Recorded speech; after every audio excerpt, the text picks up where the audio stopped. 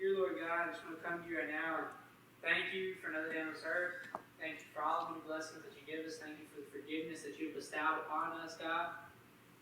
We have sinned so many times, but yet you still forgive us, God, and that's a great reality, dear Lord. I just want to pray that you would bless our church, God. Help us to grow. Help us to grow in you. Help us to grow in your word. Help us to grow in love, God. Help us to just draw ever so near to you, dear Lord. Help us as we go throughout the word this hour, God. Help us to just show us what your word is saying, dear Lord. Help me, give me the words to say. Please bless all the prayer requests that was mentioned today, God. And I want to thank you for all the blessings and the praise request, God, that was also mentioned. Thank you for your hand healing and moving, God, in this church. In Jesus Christ's holy name. Amen. Amen. So tonight we're in the book of Ecclesiastes, chapter number 3. And we're going to be going throughout verse number 1 through verse number 11. Ecclesiastes, chapter number 3, 1 through 11.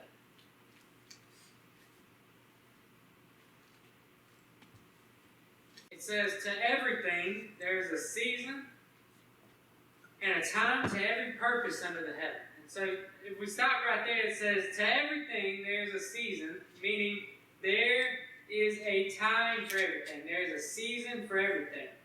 And a time for every purpose under the heaven. Did you know that any time throughout our life, there's a purpose for our life? There's a purpose for the things that are going on in our life. There's a purpose for the seasons that we are going through. And I use that word seasons very liberally because I don't like the word seasons, but because it's established a lot in the prosperity gospel. This season, God will bless you. And have you ever heard somebody say that? Yes, I don't like that word, but it's used right here in the Bible, so I'm going to say it.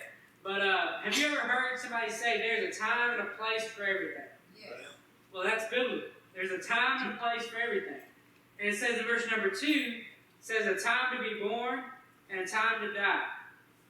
And a time to plant and a time to pluck up that which is planted. It says a time to kill and a time to heal. A time to break down and a time to build up. A time to weep and a time to laugh. A time to mourn and a time to dance. It says in verse number 5, a time to cast away stones and a time to gather stones together. A time to embrace and a time to refrain from embracing. I just thought about this. Yeah. Now's the time not to embrace. Now's the time not to embrace. You know, I read that like 6 or 7 or about 20 times today, and that did not come to mind until just now. There is a time to embrace, and there's a time to refrain from embracing. It says in verse number 6, a time to get and a time to lose. A time to keep and a time to cast away. A time to rend and a time to sow. A time to keep silence and a time to speak. That right there, a lot of people, including myself, would be wise to heed to that advice. There's a time to keep silence and a time to speak. A time to love and a time to hate. A time of war and a time of peace. And so throughout that whole little bit, Solomon lines out a whole lot of stuff in life. He says there's a time to be born and there's a time to die. There's a time to build and there's a time to destroy. There's a time for war and there's a time for peace. There's a time for love and there's a time for hate. And so he goes throughout here and he says there's a time and a place for everything. And so that's biblical. And if you look at verse number 9, it says, what profit hath he that worketh and that wherein he laboureth? It says in verse number 10, I have seen the travail which God has given the sons of men to be exercised in it. It says, I've seen the hard work that men put upon the earth. In verse number 11 it says, talking about God, it says, he hath made everything beautiful in his time. And also he set the world in their hearts so that no man can find out the work of God that maketh from the beginning to the end. And so I think this whole passage that we just read is a very poetic and beautiful passage of Scripture. I like the time, it talks about the time for everything. I just love how it sounds. It's very poetic, but it's also very true. And And Solomon goes throughout this whole book and he talks about life and the worthlessness of some things in life. You know, sometimes working against God's will is worthless. If you look in verse number 11, I love how he says this. It says, He hath made everything beautiful in His time. You know, everything works out in God's time. Everything. You know, so many times we have anxiety on how things are going to turn out in life. We have an anxiety on what's going to happen next. But in verse number 11 it says that God makes everything beautiful in His time. And He's never late, because God can never be late. It's crazy how we think he's late or He's not listening, but He makes everything beautiful. It's on time. And this reminds me of Romans 8:28. And we know that all things work together for God, to them that love God and are called according to His purpose. And so in the book of Romans, and right here, it just says that God has His reasons. It says, to everything there is a purpose under the sun. That's verse number 1. So as I was reading throughout these verses, I thought about some stuff. I thought about some applications that I saw through these verses, these very short verses. Number 1, life seasons always have a reason. And that just rhymed, and I just thought of it. That's cool. I didn't even try that. But life season always has a reason. You know, throughout life we go through all these troubles and all these things. We might go through a dry season in life, a depressing season, a health issue season, a broke season. I mean, there's all kinds of periods of life that you can go through. There's all kinds of phases of life, but every one of them has a reason. If you're a Christian, every one of them has a reason. You know, so many people live their lives going day to day and just foolishly not thinking about the reason that they're living and the reason that they're doing what they're doing, the reason that God's putting certain things in their life. And I call them the type of people go with the flow type of people. They just go and live their day in a routine, and they stay in the same routine, the same routine, the same routine until their life's over. The people that really don't understand that God has a purpose for them being here. And so every season in life has a reason. Number 2, we need to examine our life and balance our life. Brother Jimmy always taught me this. He said that, as an illustration, one time he got a pizza box, he wrote a big old circle on it, and he split it in half, and he split it in quarters, and all these things, and he put different sections of life in it. He said, this is your family life, this is your church life, this is your work life, this is your love life, all the many different parts of life. And he said, Malachi, in order to have a good life, you've got to have a balanced life. You know, if you're working more than you're going to church, something's wrong. And then if you're just sitting around more than you're working, something's wrong. And if you're spending too much time with one person and not spending the rest of the time with your family, something's wrong. You know, does everybody understand what I'm saying? And life is full of balances. You know, people like to live one extreme or the other. I like to live a balanced life. You'll hear me say that a lot of times. I said, there's always a balance. You'll hear me say, when somebody's talking about political point of views and stuff like that, I said there's always a balance in the middle. It's never far left or far right. It's right there in the middle. Life is full of balances. And so we have to examine our lives. Solomon says that there is a time in life for everything. There's a season for everything. There's a time to kill, a time to heal, a time to break down, a time to put together. And so look at your life. Are you spending too much time in one season of your life? Are you spending too much time in one category of your life and not paying attention to the other well-needed categories in your life?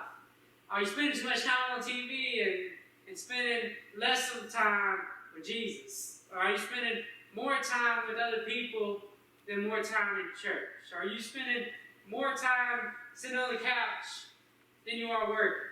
You know, it's these good things in our life. Right? It's a balance. It's a balance in life. We sit more than we work nowadays. Yeah.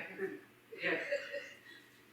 But in verse number 3, it said, not verse number 3, but point number 3. We need to examine the season that we are in, and the things that we are doing, are they effective and worthwhile? And Mr. Stan talked about this, not this past Sunday, but last Sunday. he said during this whole coronavirus thing, it's a good time to examine what our church is doing and what's not working and what we can change and programs that we can change and programs that we can adapt. And I think that's something that we can do in our church right now and in our life. Because, well, some things are still not back to normal, and so the world is not back to its normal hustle and bustle that it's all used to. But so we can take this time to examine what our lives are like and what we're doing. Are the ministries that our church or that we're doing, or the projects that we are doing, or the things that we're spending our time at, are they worthwhile and effective? It's kind of talking about that balanced life. Sometimes you have to adjust your life. Sometimes you have to adjust the things on it and realize this isn't as important as I thought it was. Now, personally, in my life, about 2 years ago, I used to work more than I did spend time with family. I used to work a whole lot more than I spent time with my mom and my dad and my brother, and I realize now that as a child, I don't necessarily have to work all the time. As a child, I necessarily don't have to work 40 hours a week. Now is the time that I need to be spending time with my mom and my dad and my brother while I'm still at home and while they're still here. And so I had to adjust that thinking and say, well, the thing that I'm doing right now isn't really worthwhile. And there's a time for everything. I believe in my adult life, that'll be a good time to start working more. But in my child life, when I got family that I can spend time with, I need to cherish that moment. And so, as an example, we need to examine what we're doing. Or is it worthwhile? Number 4, and I already talked about this in verse number 11. God's timing is always on time. He blesses in His time. Noah preached for tons and tons of years. Before the flood ever came, Noah said, "There's a flood coming. There's a flood coming," and nobody ever listened. But guess what? God blessed in His time. Noah preached like hundreds of years, and then all of a sudden the flood comes. God blesses in His time. And the last point, we should ask God for wisdom to see what season we are in on things and react with the appropriate actions. If you go paint a wall and you don't have enough sense to say, hey, that paint's still wet, you go touch your hand on that wall, you're going to mess up the paint. And so you have to have enough wisdom and know when that paint is dry, right? And so in life, we have these different things. Again, I'll read some of them. A time to plant and a time to pluck up that which is planted. A time to weep and a time to laugh. You ever find yourself laughing in serious situations? Have you ever felt that before? You laugh at some serious situations? I have a problem with that sometimes. And so, a time to weep and a time to laugh, a time to mourn and a time to dance, a time to cast away stones and a time to gather stones, a time to hug and a time not to hug, a time to get and a time to lose, a time to keep and a time to cast away, a time to rend and a time to sow, a time to keep silent and a time to speak, a time to love and a time to hate, a time of war and a time of peace. And so these things, we have to have wisdom on what time to do it, where and when to do it. We have to have wisdom on when to speak. We have to have wisdom on when to pluck up the plants, when to change things in life. A time we have to have wisdom on a time. I know a lot of warriors. What I mean by that is I know a lot of men and women that are defenders of people, like policemen and stuff like that. And the people that always want to help and defend the defenseless. But sometimes we have to step back sometimes and say, is this a time and a place to do this? Is this the time for me to lose my anger? Is this a time for me to speak up? Or is this a time to remain silent? If we really prayed and asked God for wisdom and read His Word, I think we'd be a whole lot more wiser in life. And I know a lot of people, I've heard people talk about a wise Christian person in their life. A wise person. My mama was always a wise person. My grandma was always a wise, good Christian lady. I noticed. And have you ever heard somebody say that? And the reason they were so wise is because they realized that there is a time and a place for everything on earth. And they realized that they needed to be wise in their decision making. And we need to be wise as Christians. So there's a Bible verse that says we need to be wise as doves and harmless as, right? I think I got that wrong. As wise as something and harmless as doves. but we need to be wise Christians. And so those are 5 things that we just really need to meditate on. That life seasons always have a reason, number 1. Number 2, we need to examine our life and balance our life. We need to examine the season we were in and the things that we are doing. Are they effective and worthwhile? Number 4, God's timing is always on time. He blesses in His time. And number 5, we should ask God for wisdom to see what season we were in and how to react to certain things. And I believe once we start reading the Bible and praying, that we will truly realize that we as Christians have gotten some things wrong in time. We have gotten some things wrong on how we react to certain things, when to speak up and when to be silent, when to love and when to hate. We as a Christian culture have gotten mixed up on things, kind of like you were saying, Brother Fred, staying out of politics. You know, the church, so many times, I hear it from a lot of preachers, and on Facebook and stuff like that, and people share sermons on Facebook, and I'll see preachers preaching about current political events. And that's something that you'll never hear me talk about. I will never talk about the elections. I will never talk about the President of the United States. I will never talk about anything from this pulpit.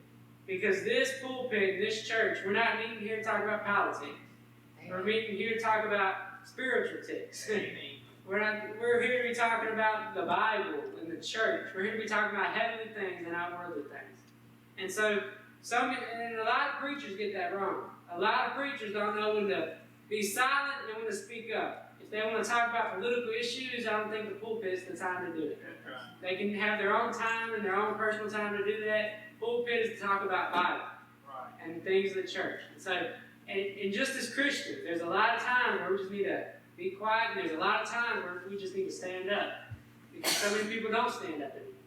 So we need to ask God for wisdom as a church on how to react to certain things in our world and how to react to certain situations in our life. Decided to follow Jesus.